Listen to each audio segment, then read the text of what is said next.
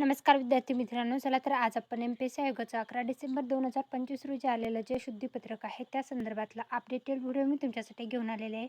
आजच्या शुद्धीपत्रकाचा विषय आहे महिला व बालविकास आयुक्तालयाअंतर्गत अधीक्षक निरीक्षक प्रमाणित शाळा व संस्था रचना व कार्यपद्धती अधिकारी अधिव्याख्याता जिल्हा महिला व बालविकास अधिकारी सांख्यिकी अधिकारी गट व अराजपत्रित आणि एकात्मिक बालविकास सेवा योजना आयुक्तालयामार्फत बाल विकास प्रकल्प अधिकारी ग्रामीण गट ब या पदावर निवडीद्वारे नियुक्तीकरता मर्यादित विभागीय स्पर्धा परीक्षा 2025 संदर्भातलं आलेलं हे शुद्धीपत्रक आहे. जाहिरात क्रमांक 125/2025 जे आहे 21 नोव्हेंबर 2025 रोजीचे. तर महाराष्ट्र लोकसेवा आयोगामार्फत दिनांक 21 नोव्हेंबर 2025 रोजी विषयांकित परीक्षेकरता जाहिरात प्रसिद्ध करण्यात आली आहे.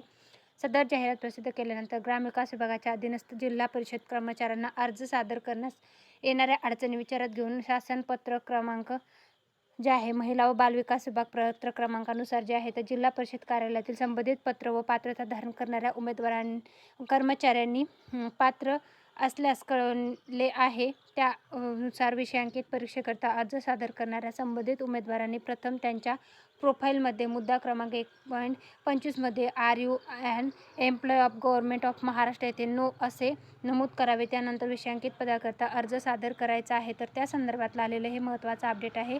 तर तुम्हाला शुल्क भरण्यासाठी 22 डिसेंबर 2025 पर्यंतची वेळ जी आहे तर ती देण्यात आलेली आहे. तर ज्या उमेदवारांना हे अर्ज करायचे आहेत त्यांच्यासाठी आलेलं हे महत्त्वाचं अपडेट आहे 2025 साठीचं. Thanks for the watching.